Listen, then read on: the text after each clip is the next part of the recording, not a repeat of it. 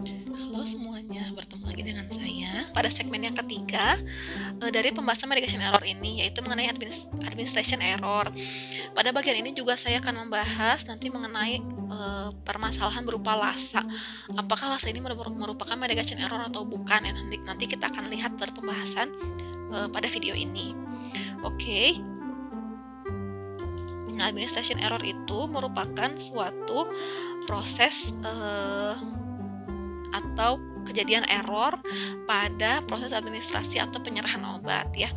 Jadi di sini kesalahannya pada proses penyerahan obat. Nah, ini saya beri contoh langsung ya. Ada contoh seorang pasien lanjut usia 76 tahun nih. Nah, pasien menerima diltiazem slow release untuk hipertensi. Oke, bisa ditanggap ya. Di sini adalah slow release, berarti bisa bentuknya XR ya atau SR ya. Jadi lepasnya lambat. Tentu ada tujuannya kan mengapa pasien diberikan sediaan yang lepas lambat, tidak lepas segera. Tentunya untuk mencapai terapi yang optimal, tapi memudahkan penggunaan serta mencegah dari efek samping. Nah, ketika slow release, apakah harusnya ditelan utuh kan ya? Namun pada proses administering atau pada penyampaian informasi penggunaan obat yang dilakukan adalah pasiennya mengunyah obat tersebut. Bisa dibayangkan, yang harusnya itu slow release menjadi lepas segera ya atau immediate release. Nah, mengakibatkan pulsnya itu turun dengan cepat ya, dan pasiennya meninggal. Nah, ini suatu contoh ekstrim ya, tapi ini bisa terjadi akibat adanya kesalahan dalam pemberian informasi pada tahap administering. Ada juga contoh lain yang pernah saya temui dan saya dengar dari rekan sejawat apoteker, di mana pasien awam gitu ya diberikan suppositoria. Nah, suppositoria itu bentuknya kan tabletnya lebih besar ya, tapi dilapis coklat. Ya, kalau misalnya di formulasi masih ingat ya, dilapis coklat. Ketika pemberian, sepertinya pasien tidak fokus mendengarkan penjelasan dari apoteker. Bisa jadi karena barrier bahasa maupun dari barrier informasi yang didapatkan oleh pasien ya, akibat konsentrasi misalnya. Nah, apa yang terjadi ketika di rumah? Ya, pasien mengkonsumsinya dengan cara ditelan. Bayangkan, harusnya diberikan melalui anus, tapi ini malah ditelan. Nah, itu diketahui dari mana? Nah, pasien itu datang kembali ke vaskes tersebut, kemudian komplain, kenapa saya tidak merasa ada perbaikan, katanya. Ketika ditanya, Bapak obatnya apa? Ini suppositoria ternyata ya. Dan ketika ditanyakan cara penggunaannya, beliau malah menyampaikan, iya saya telan biasa saja, saya kirain ini tablet yang lebih besar, katanya. Jadi otomatis tidak ada fungsi yang terlaksana di situ ya dari obat yang diberikan.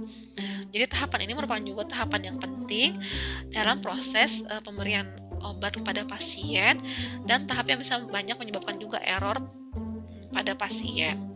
Oke, ini adalah contoh-contoh.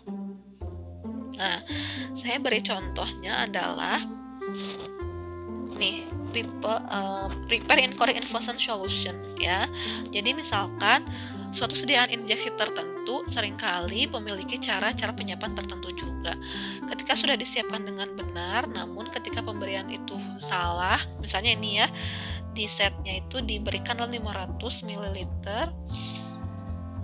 Nah, harusnya itu adalah 1 liter.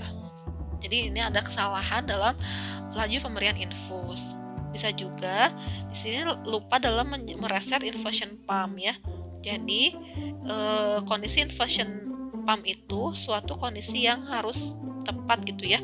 Kapan harus dihentikan dan kapan harus diset. Ini contohnya adalah perawat ini lupa dalam mereset pompa infus dari laju yang sebelumnya.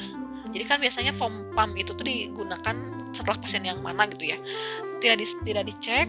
Nah, hasilnya itu adalah amphoterisin diberikan dalam waktu 2 jam, padahal seharusnya adalah 5 jam ya. Jadi ada tingginya konsentrasi obat di dalam darah pasien, dan hal seperti inilah yang bisa membahayakan pasien juga dari proses administering error ya. Oke, ini merupakan tahapan terakhir dari medication error pada model classification. Saya akan melanjutkan lagi pada kategori LASA. Nah, mungkin masih ingat ya apakah itu LASA? LASA ini adalah look alike, sound alike. Nah, apakah merupakan medication error juga? Jawabannya adalah iya ya. Jadi LASA ini juga merupakan tipe dari medication error, di mana dia merupakan suatu kesalahan yang muncul akibat adanya kebingungan dalam membedakan produk ya, baik itu nama obat, pengemasan maupun label obat ya. Jadi LASA ini juga merupakan suatu medication error yang bisa terjadi baik itu pada tahap dispensing maupun administering ya, atau bisa jadi pada tahap prescribing ketika ordernya diberikan secara lisan ya, order lisan. Makanya ketika dilakukan order lisan dalam 1x24 jam harus segera dikonfirmasi dengan order tertulis dari penulis resep ya. Jadi jawabannya iya ya, termasuk juga ya medication error ini. Bisa pada tahap bisa dalam membedakan nama atau kemasan maupun label ya. Oke, lalu bagaimana kita mencegah terjadinya LASA medication error ini? Nah, mungkin masih ingat ya, dengan metode Tolman lettering atau Tolman letters, di mana kita membedakan kata yang berbeda dari suatu obat dengan caps lock ya, kapital dan besar gitu ya, huruf kapital di yang besar. Nah, ini uppercase ya, jadi dibuat uppercase pada bagian yang berbedanya. Nah, panduan Tolman lettering ini merupakan suatu panduan dari FDA dan ISMP atau Institute for Safe Medication Practices. Ini suatu panduan yang internasional ya untuk Tolman lettering ini. Oke, ini adalah contohnya bagaimana Tolman lettering tersebut. Jadi misalnya chlorpromazine dan chloropropamid. Ini mirip ya depannya, chlorpro juga. Maka bagian yang berbeda kita buat dalam caps lock ya atau uppercase. Begitu juga dengan contoh-contoh lainnya. Misalnya yang di belakang nih, yang di belakang belakang kan tadi banyaknya dimenhidrinat, difenhidramin. Nah, ini yang dibedakan hidrinat dan hidram ini aminnya ya. Atau juga di tengah hidralazin dan hidroksizin ya, yang juga dibedakan bagian yang tengahnya. Begitu. Jadi ini suatu kaidah yang sifatnya internasional dari FDA dan ISMP. Lalu selanjutnya ini adalah contoh kemasan obat ya, without Tolman lettering ya. Jadi di luar negeri itu pernah terjadi juga LASA error ini. Ya, ini contoh kemasannya ya, seperti sama persis tapi serupa tapi tak sama ya. Sama-sama 50 mg. Sama-sama tablet. Sama-sama HCl.